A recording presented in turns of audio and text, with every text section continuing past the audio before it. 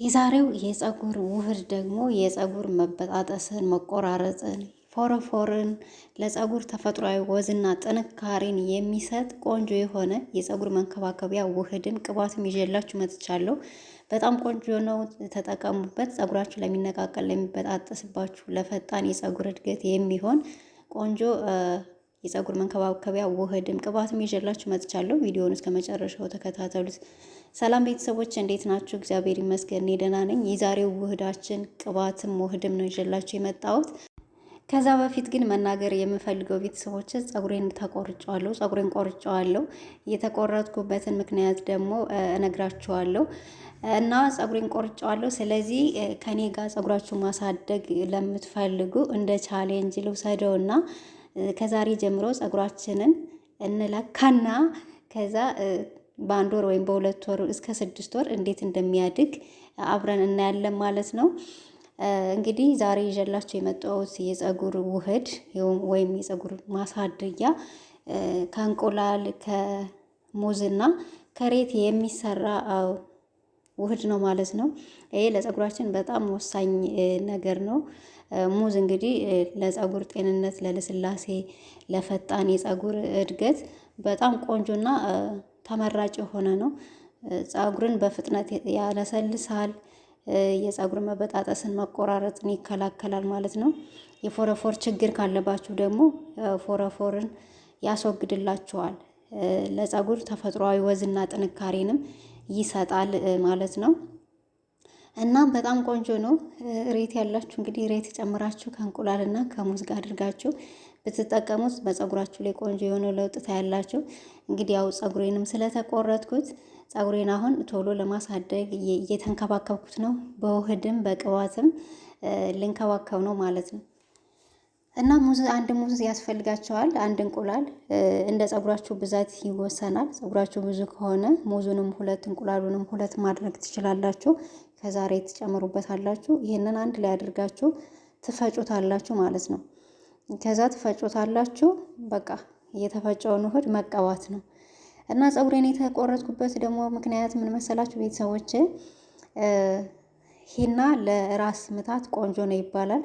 ሂና ራሴን ያመኛልና ሂና ተቀቢው ሲሉኝ እኔ ደግሞ የኢትዮጵያ ሂና የለኝም ነበረ። ከገበያ ገዝቼ ዲሊቨሪ አስመጥቼ ሂና ነው ብዬ ተቀብቼ ፀጉሬን እንዳለ ብጥስጥስ አድርጎብኛል። እና ኦንላይን ላይ የምትገዙትን ነገር እየተጠነቀቃችሁ ግዙ። በእውነት በጣም ነው የተናደርኩት። ያው ራሴን ስለሚያመኝ ሂና ጥሩ ነው ለጭንቅላት ሲሉ ሰምቼ እኔ ደግሞ የኢትዮጵያ ሂና የለኝም።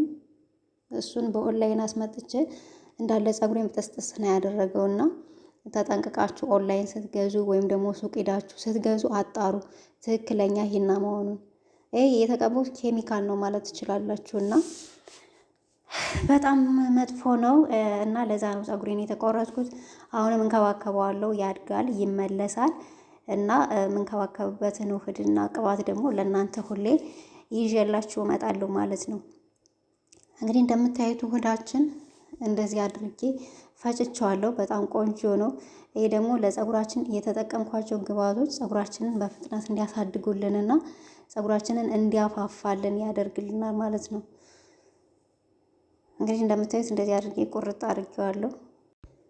እና እንደዚህ ለተጎዳ ፀጉር ደግሞ ለተቆራረጥ ለተበጣጠሰ ፀጉር ደግሞ ሙዝና እንቁላል በጣም ወሳኝ ነገር ነው። ካገኛችሁ አቮካዶም ቆንጆ ነው። አቮካዶ ለዚህ ለተጎዳ ፀጉር፣ ለተበላሸ ወይም ደግሞ ለተቆራረጥ ለተሰባበረ ፀጉር እንቁላል፣ ሙዝ፣ አቮካዶ፣ ሬት በጣም ቆንጆ ነው። እና እንደዚህ አድርጌ እንከባከበዋለሁ ማለት ነው። እናንተም ከኔ ጋር እንደ ቻሌንጅ ጀምራችሁ ፀጉራችሁን ተንከባከቡ፣ አሳድጉ እላችኋለሁ።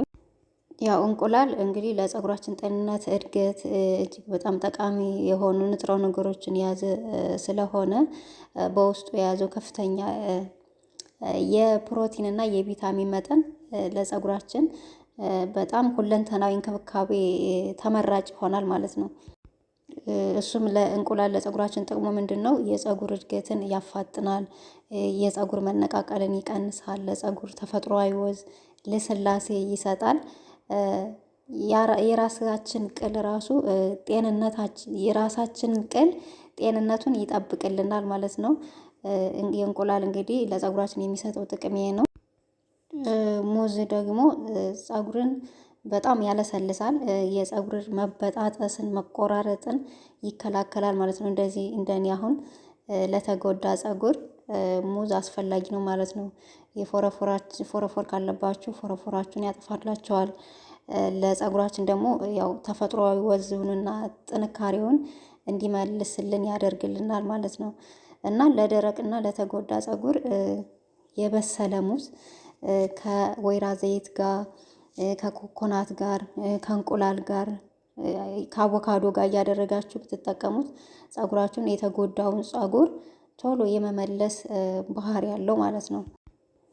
ሶስተኛው ግብዓት የተጠቀምኩት እሬት ነው። እሬት በተደጋጋሚ ነግሬያችኋለሁ ለፀጉር ምን ያክል ጥቅም እንዳለው።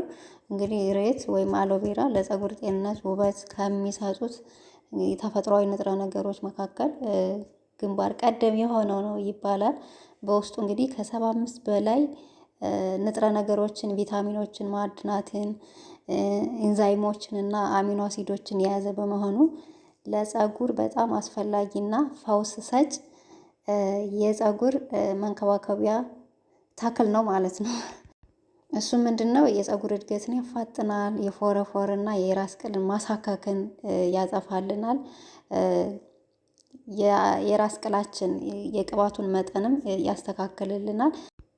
የፀጉር መነቃቀልን ይከላከልልናል ማለት ነው። እንግዲህ እሬት በውስጡ የያዘው ቪታሚን ኤ፣ ቪታሚን ሲ ደግሞ ምንድነው ቪታሚን ኢ የሴል እድገትን የሚያፋጥኑትንና የፀጉር ስር የሚያጠነክሩትን አንቲኦክሲዳንቶችን በመያዙ ፀጉርን በቀላሉ እንዳይነቃቀል ያደርጋል ማለት ነው። እንግዲህ ይህ ውህድ ለፀጉራችን በጣም አስፈላጊና ዋነኛ የሆነ ውህድ ነው። በተለይ ፀጉራችሁ ለተጎዳባችሁ ይህንን ውህድ ተጠቀሙ ስላችኋለሁ። ቤተሰቦች እንግዲህ ዛሬ ያዘጋጁት ይህንን ይመስላል። እንደምታዩት ፀጉሬ ግን ፍፍት ብሏል። እየተንከባከብኩት ነው። ያው ስለቆረጥኩት አጠረ እንጂ እየፋፋ ነው። አሁን ደግሞ በጣም ነው የማሳድገው። ታዩኛላችሁ። ከእናንተ ጋር ነው አብሬ የማሳድገው።